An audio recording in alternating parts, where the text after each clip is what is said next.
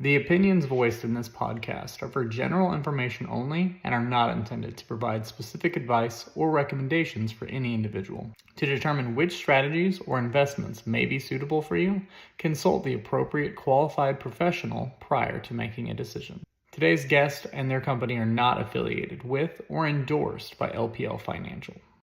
For people who don't know you very well, can you introduce yourself and tell us a little bit about yourself? Yeah, my name is Hugh Knight, and I've been in business for about 5 years. I own Wallpaper Abilene, and we started off just kind of doing a few jobs here and there, and it just kind of started escalating through. We built the social media platforms and all that, and just started putting our name out there, and I don't know, it's just God's been really good, and He's kept the jobs coming, and people in Abilene love wallpaper, so I'm thankful for that. That's awesome.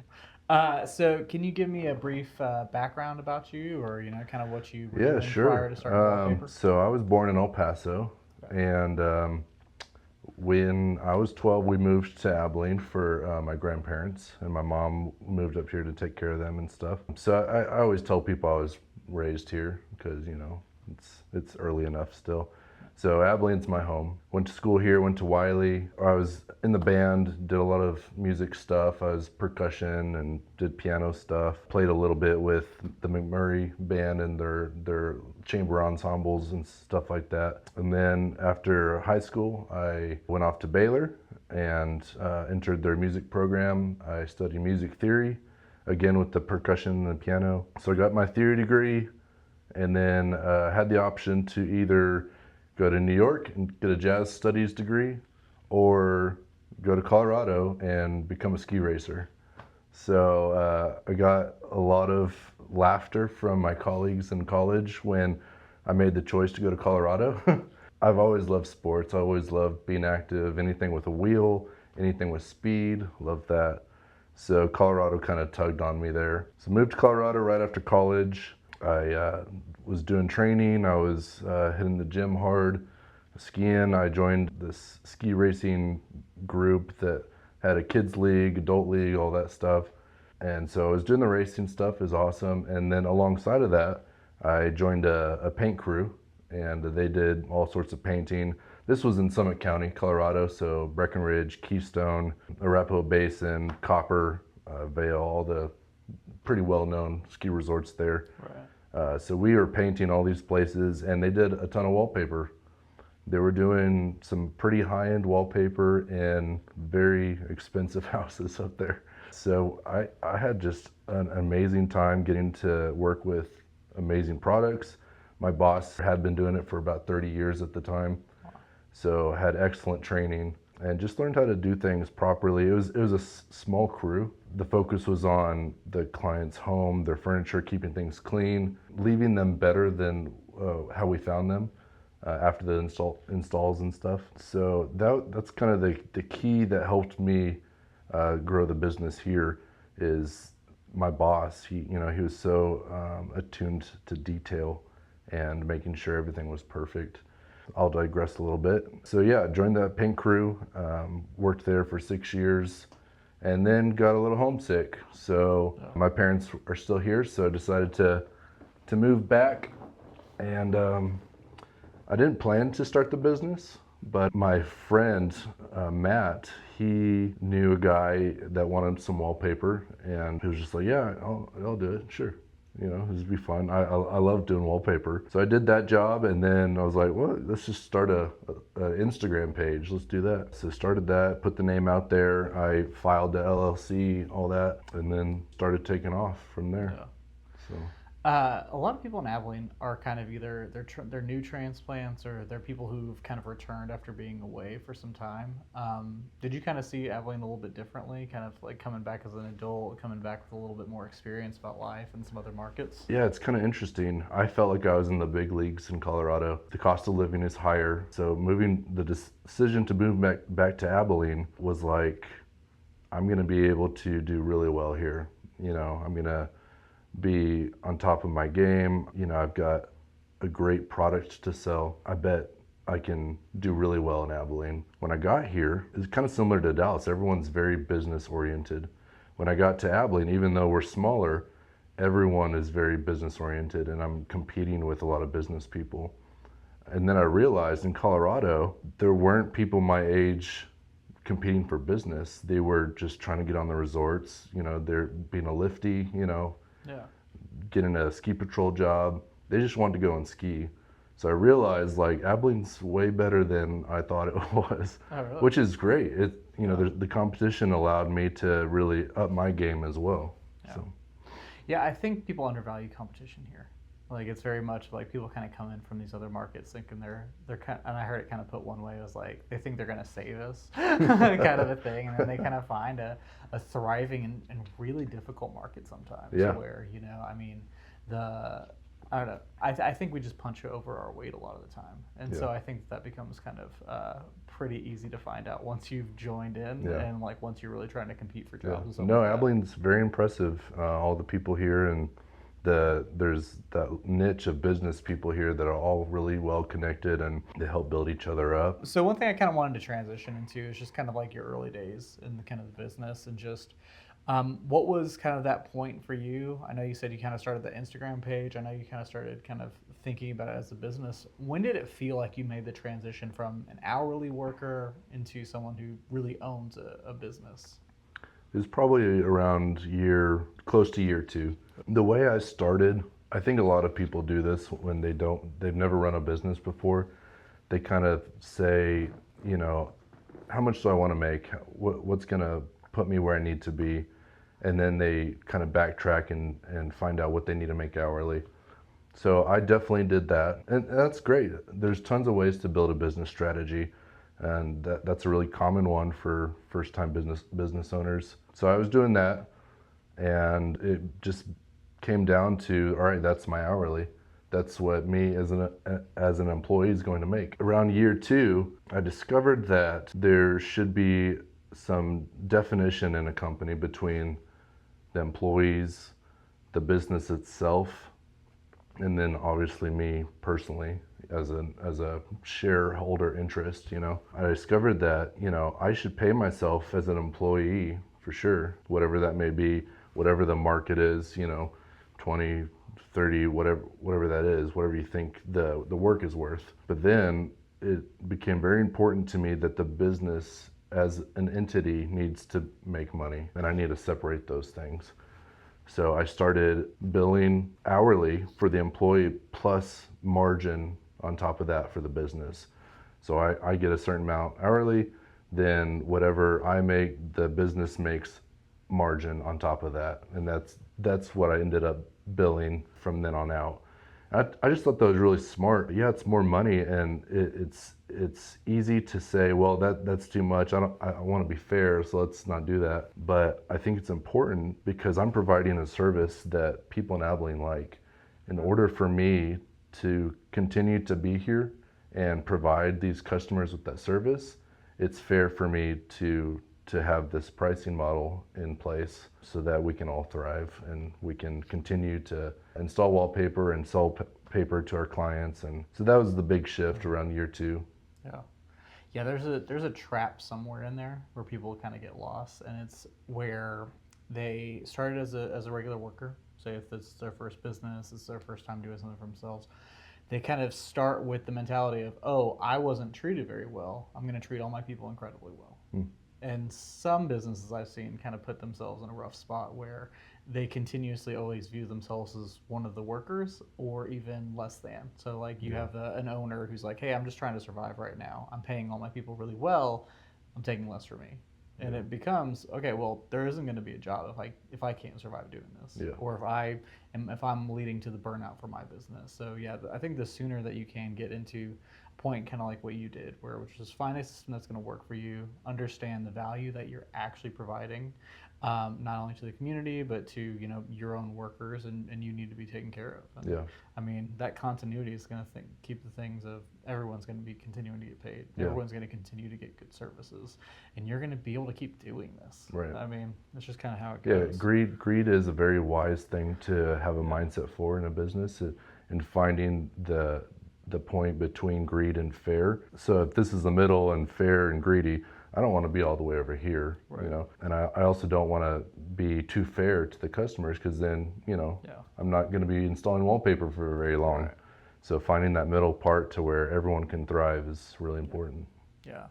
It's kind of like, I think of it when I'm kind of working with people and kind of thinking about my own business. It's like, okay, it's not so much me being greedy. It's very much of like, if I was super busy, what makes this worth it? Like what is enough for me to parcel out this amount of time for it to really kind of work on it? If I had 50 things going on right now, what is going to be that one?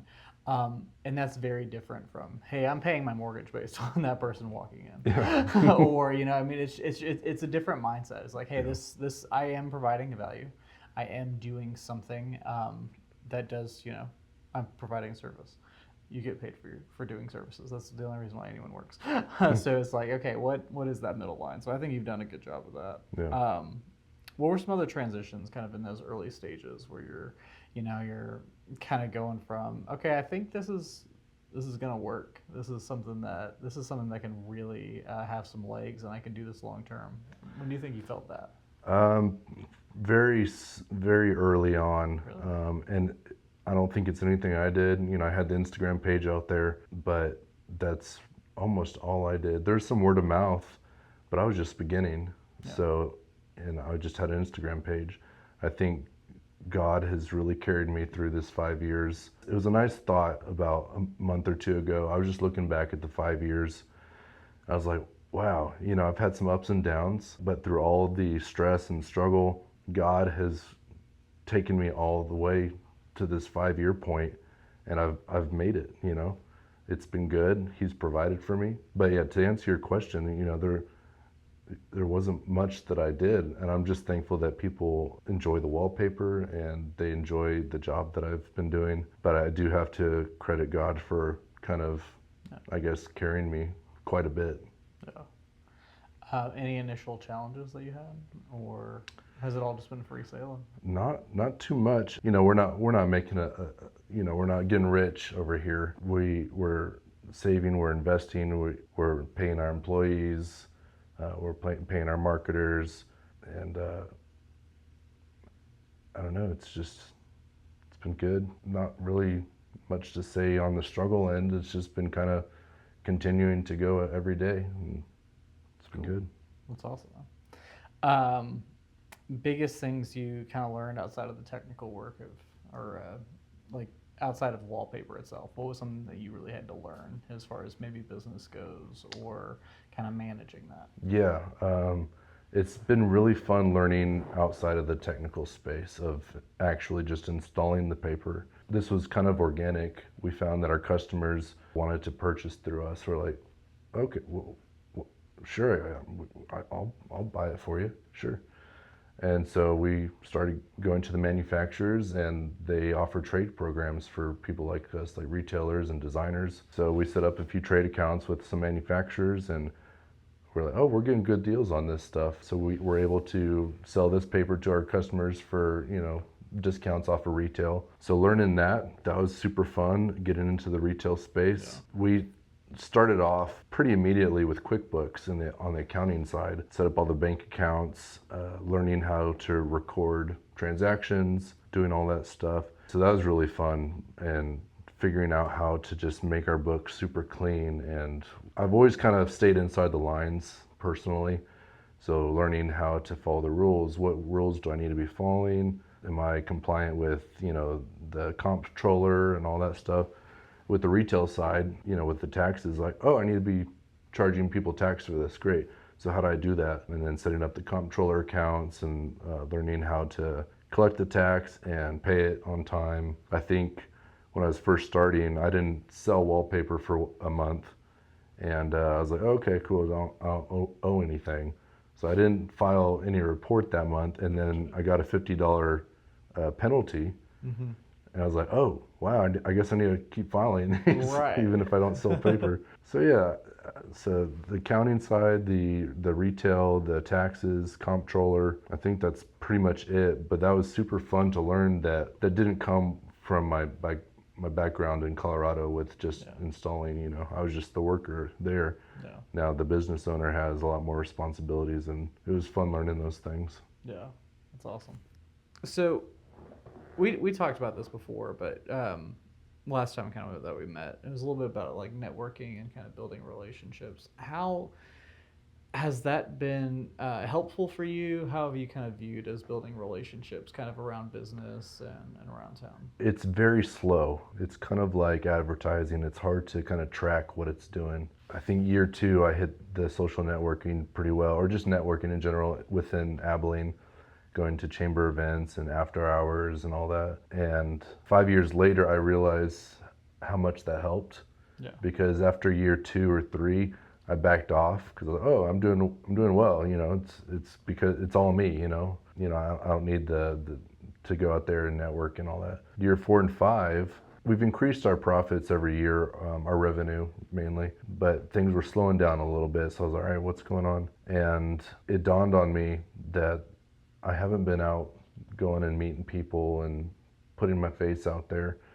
And I realized that is really important, and it's great to be in the community in Abilene. Besides trying to thrive and survive as a business, I think it's very important to me to be involved in the community and help where you can, be on a few boards if you can. Just being out there, continue to make Abilene a really great place to be. It can't just be all about yourself and your business. We're here to help Abilene thrive. Yeah. So I do think the networking is really important, and it's fun getting to meet you. That was super fun, and now we're doing a podcast. Yeah. So I don't know. I think it's really important to do that. Yeah, the chance meetings are like a secret of this business that I've really enjoyed. Like where it's very much of, you just never know how relationships are going to go. And like whenever you kind of meet people for the first time, I don't know, you kind of have this mindset of like, yeah, I know all the people. I know all the people who are going to be friends. I know all the people who are going to kind of help me. And you haven't even scratched the surface until you really get out there. Yeah. And so like, I have so many people who are in my life now. And before I went into business, I didn't know they existed. And, people who have been really great friends to me and people who have been incredibly supportive. And so kind of networking has always been kind of like one of those like easy, just like, hey, you have to get out there and do it. Yeah. And anyone who's isn't is just incredibly limiting to their business. and it's an adventure going out there, and you constantly find yourself in new places, meeting new people, maybe doing a different kind of deal that you wouldn't have thought of before. Yeah. So it's super fun.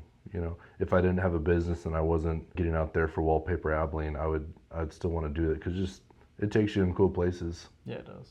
Yeah, it's definitely not an A to B thing. Like, it's definitely not like, I don't know, when you first start networking, it's very much of like, I'm going to this, I'm going to meet this person, they're definitely going to become clients. Who wouldn't want to be? Kind of a deal. And then I will leave there, I'll have 5 new clients and all, and then I think people get discouraged super early, kind of like what you're saying. You don't see the effects for years. Yeah. And there's a certain amount of like, when you're new to something, people are like, oh, well, let's see if he starves. Let's see if he fails. Let's see if he's actually going to be kind of sticking around and doing this for a long time. The more that you're embedded into that community, the more that you become such a staple that, of course, you're there. Of course, you're going to be getting those referrals. Of course, you're going to be getting people who are supporting you. So, I don't know. Yeah. It's an interesting thing I'm still kind of coming around to and learning more about. I'm gonna figure it out one day. I'm gonna feel like I've talked to a person before, and I'm looking forward to that day. How long have you been doing this podcast? So this podcast just came around, kind of December, I want to say. Oh, really? Yeah, it's still pretty new, and so it's very much of. I was looking for something new to do and a new way to meet people and have really purposeful conversations with them. I got sick of. Just certain things with the networking of just like you go to a ton of events for one. You're kind of like running your schedule ragged. But I kept having these conversations when people were kind of like looking over my shoulder at like who else they needed to talk to. And that kind of devalued some of those. And they're like, oh, we're not going to hang out again. Like very much.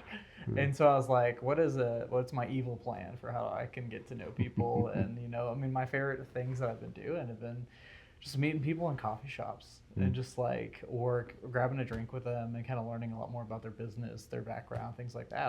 I was already doing this, but nobody was getting the benefit of getting to hear about it either. Right. And so it's kind of like I get to know people like you, and it's not just me getting to know everything about your business and all these kind of backgrounds. I can help other people in that Yeah. way too, or people are just as curious as I am. Yeah, people love the long form conversations, Yeah. and we're so into the small snippeted short videos on social media, but people love listening to a conversation and having a single targeted focus for 30, 45 minutes. Yeah. But how many of these are you doing How every month? am I going to, or how many am I currently doing? Yeah, how many have you done?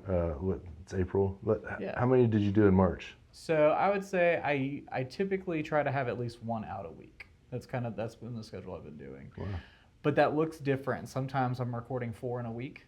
Sometimes I'm recording once in a week, Wow. once every few weeks, kind of a deal. But yeah, I've had several weeks when basically like every day of the book is going to be a different shoot and a different conversation, and Yeah. it's been kind of fun. And then it's like I'm trying to make sure that I have content to keep going through. It's a weird new thing to be adding to my business for sure. Yeah. But it's been a good time. And so, Well, I don't know how many podcasts there are in Abilene, but it's really cool that we have something like this in Abilene, that you're doing it. yeah. And I think it's needed here. Abilene's growing. I think having some more social presence is a really cool thing, and long form podcasts is a great way to do it. Yeah. I also like the I'm not going to charge anyone to do this. It's like, so many times when you're trying to start out business, everybody's just got their hand out to be like, oh yeah, we would love to support your business. Just go ahead and pay us first. And it's just like, you can kind of get out there and do a lot of things, but it's hard. It's hard for newer businesses. It's hard for successful businesses to do it in a genuine way. And so the idea that I'm like, oh, well, this is not only just as a long form conversation, not only is it a different way to market, it's also just a great way to not have expense be a part of it. Not have, your marketing dollars get running out because you're trying to get out there a little bit more. Yeah. And so I don't know. I like that kind of aspect about it. And, I don't know. It's kind of like it's a punk rock version of marketing, I guess. I don't know. We'll find out. Yeah. Well, and doing all of this on top of your job, it's a lot of work. Yeah, can be. It's a different thing for sure. But okay, so kind of getting back to it. Any advice this kind of goes along with what we're talking about. Any advice for people who are just trying to slowly kind of build their network and see if how they want to get out there and meet people? Yeah, the chamber is a great place to start for anybody. My sister's done really well. Her name is Jasa. She's an interior designer. Okay. She recently moved here from Colorado as well, and she joined the chamber, and she's going to all the events, and she's building a name for herself very quickly. And I think it's a great start for anybody. I'm not trying to, plug the chamber. No, absolutely. But it's a great place to start, and then from there, there's a ton of different, little branches affiliated or not with the chamber that you can get involved with and just find your path, really. So. That's awesome. Yeah, I agree. Like the chamber is just kind of a no-brainer as far as like getting out there. You can meet in one session at a chamber event, like 30 people. Yeah. If you're like really after it. My new favorite thing is to show up late and leave early. And I'm like, well, I talked to 3 new people. I did it, and I find myself in the parking lot like, whoa, did I run away? I am definitely not as easygoing in a big group event like that. But I'm like, okay, well, I did the thing. I advanced kind of. I got to know some new people. It's kind of a cool thing. I'm sure the chamber will be on pretty soon. So I'm totally fine with plugging the chamber. They're really helpful. One other thing about that, it's easy to find one person and talk with them the whole time because everyone's interesting, and it's easy to have good conversations with people here. We're not going to say everyone's interesting. Sometimes I'm there. Well, I think you're pretty interesting. But I think when you're first starting to go, have the mindset of like just go around, do a quick introduction, find out what they do. Hey, it was really good meeting you. Thank you. And then try to do that 10, 15 times. Try to meet as many people as you can. I think once you've been at the chamber for a few months, then you can start slowing down your conversations. But I think it's really important to just constantly, even if you're meeting the same people every time, hey, I think I met you last time, but just want to reintroduce myself. But I think it's valuable to try to meet as many people as you can. Yeah, awesome. What's your current focus right now? So as far as what's going on with your business, what you're trying to do right now, where's kind of finding a lot of your focus?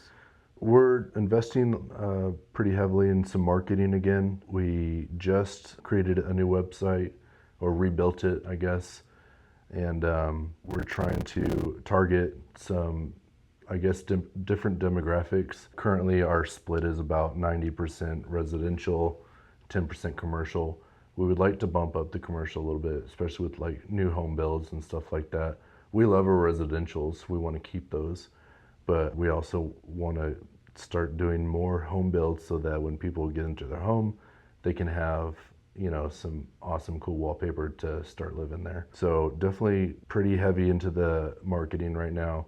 We're always just trying to get more jobs and then hire some more crew and stuff like that. So I guess we're kind of in a phase of trying to build a little more.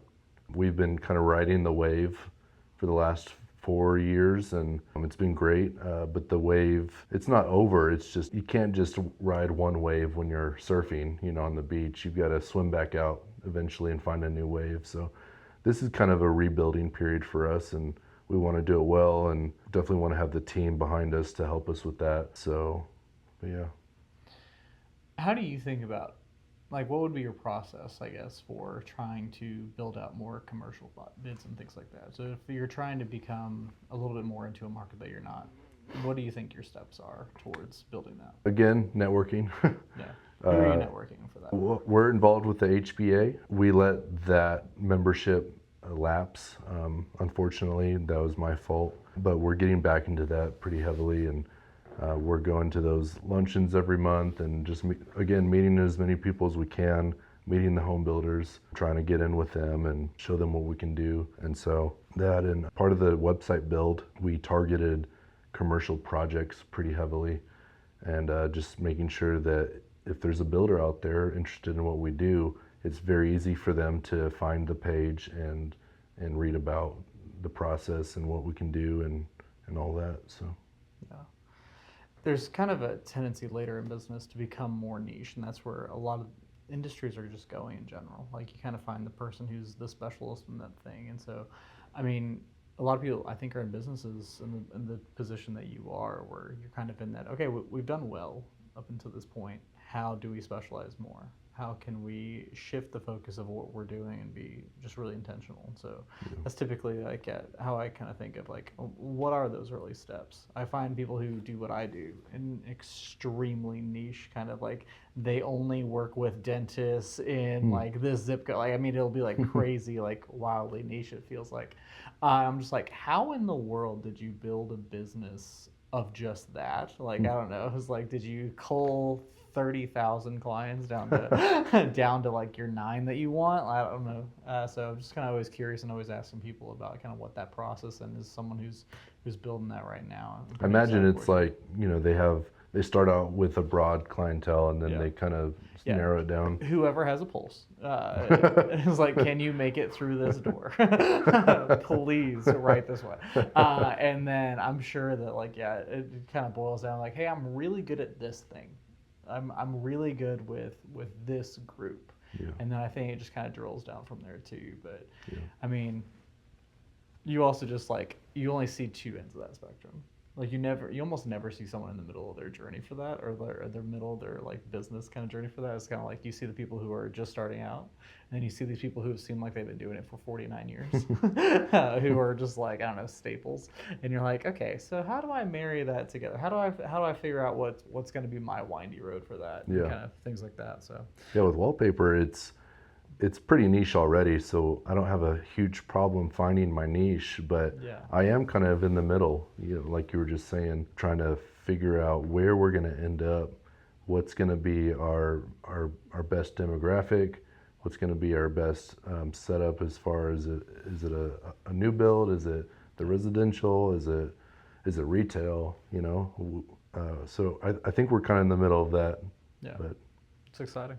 What is kind of goals over the next couple of years for you?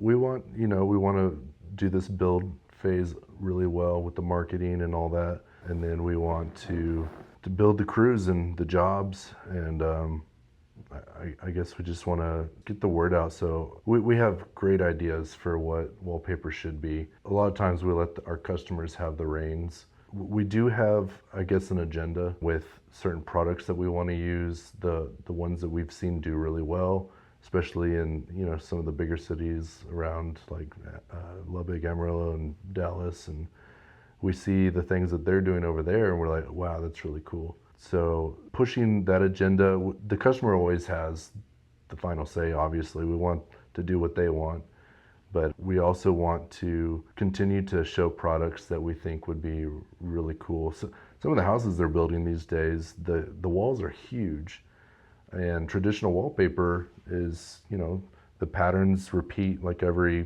1.5 feet, 2 feet, and on a big wall, it almost looks like kind of dizzy. Those little picture things where you cross your eyes and you see an image. It almost looks like you're supposed to cross your eyes when looking at the wall because there's so much pattern. But the huge walls that builders are putting up these days, they're fantastic for bigger murals, bigger patterns. And so we want to continue to push that along with, building jobs or clientele, our book of business and all that. So that's kind of the focus. Yeah. What is something that you're excited for the rest of the year, or something that you're looking forward to? That's a good question. My head's in the ground, in the ground so much, just trying to turn out all the work that I don't think about that too often. The job's really fulfilling, it's satisfying. So if I'm working, that's the best part. I would say this: every year we've grown our revenue to some percentage. And I think it'd be really fun to hit that goal again, and maybe even beyond that. So, very cool, man. Yeah, I think that's kind of most of my kind of things. Just like what else is kind of on your mind, or as you're kind of, a lot of people, a lot of people who have been like, a lot of people who have been guests, they've kind of had this experience where, like you said, you have your head in your business a lot. You have your head in the, hey, I need to make things work for the rest of the week. Hey, I have to line up the jobs, my crews, my people, make sure that everything's covered. There's not really a lot of time for introspection sometimes. And so just like by the virtue of me saying, hey, can you come and talk about your business? Several people have like walked in and been like, hey, you know what? I was actually kind of just thinking about this because I was kind of prepping for this. Did you have kind of any of those kind of moments where you're kind of like looking back over the last few years and things that you were just either really proud of or something that stuck out to you maybe before that didn't?